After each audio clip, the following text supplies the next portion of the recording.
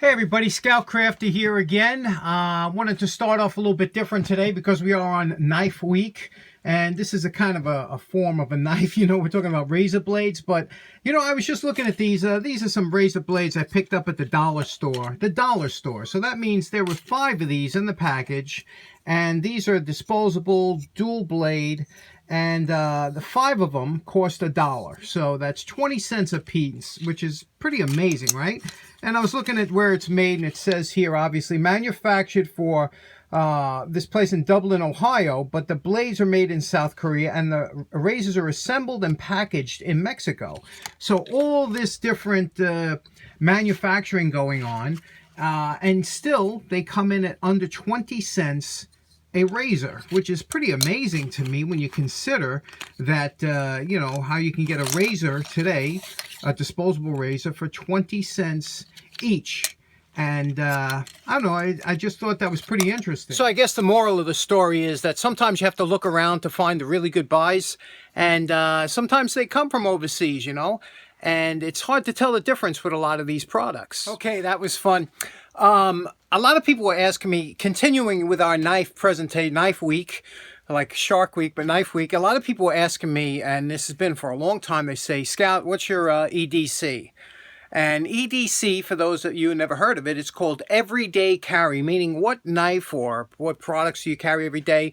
I can go into a whole list, but I'm just going to go through the knives that I carry, and I always write in the comments that you'd be surprised, and you will be surprised. Let's check. Now, unfortunately, I live in a city. I can't stand it. Don't ever move to the city unless, you know, you're born here. You don't make the mistake. But in the city, they impose all kinds of rules on you depending on other people's behaviors, and a lot of them have to do with what you can carry, what you can't carry. This is actually illegal where I live because it's a locking blade.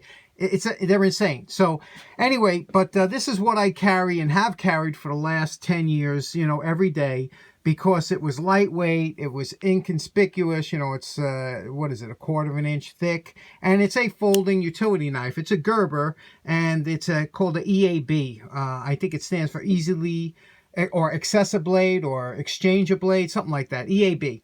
So, this blade that you see here is a Stanley heavy-duty blade. It's much thicker than a standard utility knife blade, but I find this knife to be absolutely great for 90% of the things. You have to cut twine, you have to do something. It's just something to have with you that you know, it's not really a knife, but it's something you could carry. You don't have to worry. It fits in your pocket, and it's a small tool. And I mean, this is a minimum I would go. I have to have a knife whenever I go out. That's the minimum. Next up, this is what I carry when I go upstate, you know, on my way upstate. And this is just a little bit larger knife, and I love buck knives. I always have. And this here is a sweet little folder. It's got composite handles. What's nice about it's very lightweight. And the beauty of it, you know, it's a one-handed, you can open it one-handed, obviously, like that. And to close it, you know, your release is back here. But Buck has phenomenal steel. Really, this is hold-it edge. It's a hollow grind. It's hold its edge for years. You can see here the model number 482. And just, I love this knife. And it's just super lightweight, very comfortable in the hand. And that's what I carry when I'm on my way upstate. And it's just a beautiful little knife. Let me tell you a little bit about this clip here. Now, I know this is obvious to a lot of people out there, so please bear with me, but there are some people that haven't heard this, and that's, you know, there's nothing to be embarrassed about because it's, you know, not explained. But this here, a lot of people mistake for a belt clip, which years ago, these used to be belt clips. But this is a different design. This is actually a pocket clip, and it's a little different from a belt clip in the way it's designed.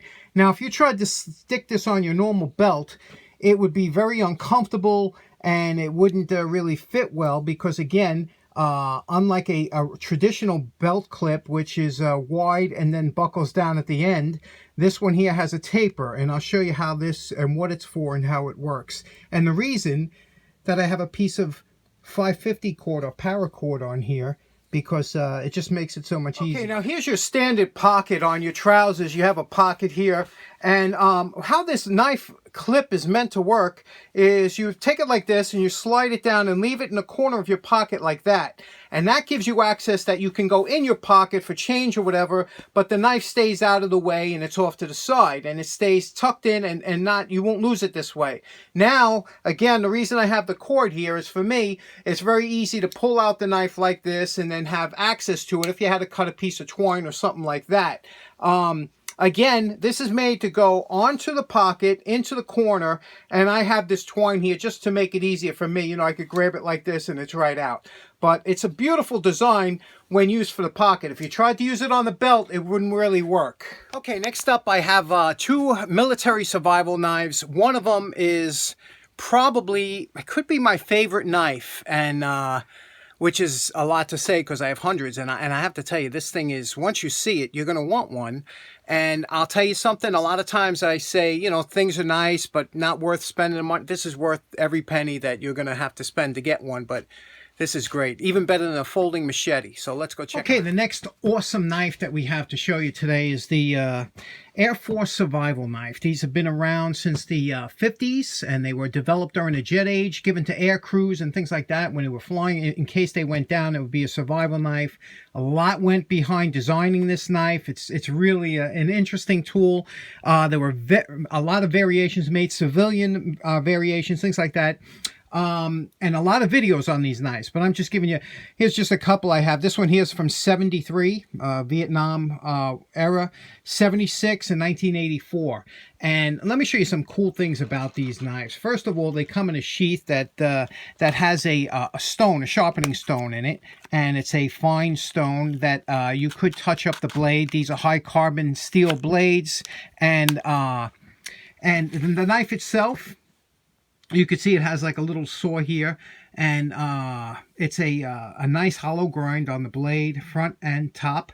It also has a blade guard here with two holes, stacked leather grip, and it has a pommel here, which is butt cap that is very solid and good for hammering. And look at the size of this. I got big hands, and it fits around my hand. Just a cool knife. I mean, this is one of those knives that when we were growing up, this is something you would always just want. You know, it's a great knife, and I mean, tons of them available, tons of them out there. This sheath here is unusual because it don't have the stone carrier, but again, the blades do have a good thickness to them. I think it's about 3/16 of an inch. They're very heavy duty, and you know, they marketed them for campers, hunters, things like that after the military.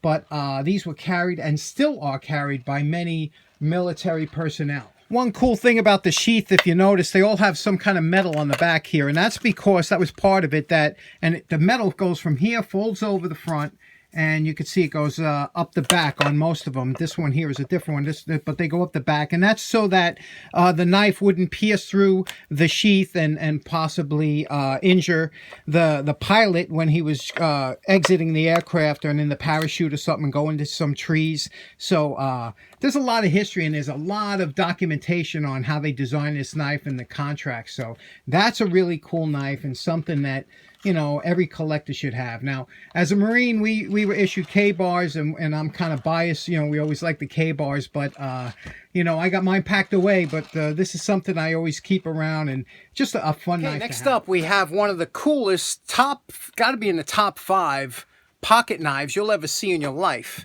And probably never heard of either, and except if you're a collector or something. But now, that's all going to change in about 2 seconds. And here it is. It's a Colonial World War II pilot folding survival knife. And again, you don't see these too often. And let me show you what's so interesting about it. Let me open it up. Here it is opened up. You can see the nice blade it has. And you say, well, it looks like a regular pocket knife. I don't know why you're getting so excited about it. Well, let me show you. Now, it might look like a regular pocket knife until you do this. Bam! That's right. It is the biggest pocket knife I have ever, you know, that's a real pocket knife that I've ever seen. Now, you know, I got huge hands, and look at this. Look at the size of this. Now, let me give you some dimensions here. Okay, opened up, it's almost 16 inches.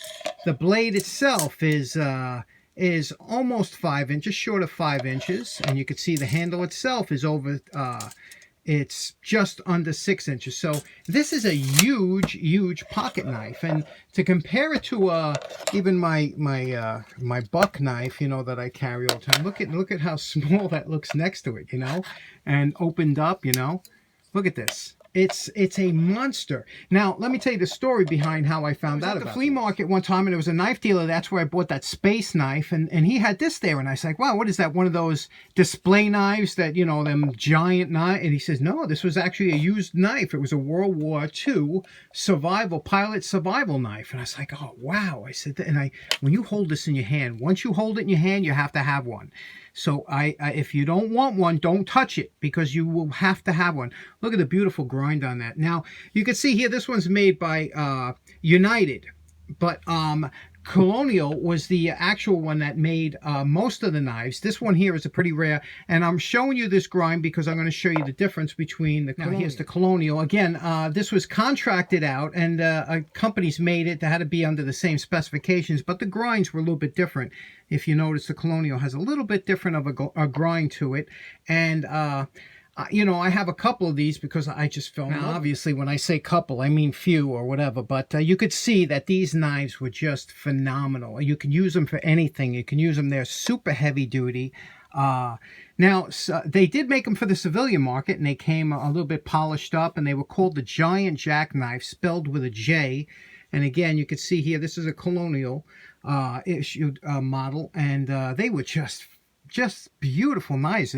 And let me show you what about the saw. Now, unfortunately, as fantastic as this knife was, one of the weak points was the saw, and the reason was because this was a high-tempered, high-carbon saw that was made to cut through metal, almost like a hacksaw. And you know how brittle hacksaw blades can be. Well, these suffered the same type, and they're excessively brittle. You know, if you bend them the wrong way, they will break, and you will find that many of these, when you go look for them, will be broken somewhere along the length of the saw blade. Now, the full saw blade should look like this and have a tip similar to that. Do you see that tip there? And when it's closed, when you close the saw blade, it should come past the edge of the knife that you can open it, and that's how you open the saw blade. When these are closed, you got to dig it out with a screwdriver or something because you can't grip it. It's, you know, the knife handle is so big. But they're still usable, but you know, getting them out is a little bit difficult. So that's the difference that you'll see when you're looking to buy one of these, and also the difference in price. They can run up around $100 if they are in good shape, a knife, and it has the saw and the blade attached. And you could find them for maybe $60 or $50 if you have a cracked saw blade. Now, unfortunately, this loses its perspective when you see it, you know, like this, because you can't really judge the size of it. But I hope you do get a chance to see one. I will be bringing this to when we go to our next shows. We got one coming up on the 28th of this month in Kent, Connecticut. And I will make sure to bring one of these so that you can just feel it in your hand, and then you will be on the search for one. And anyway, I hope you enjoyed this presentation. I know it's kind of a mishmash of just some knives. Thanks very much for tuning in. Hope you have a nice day. Take care now. Bye-bye.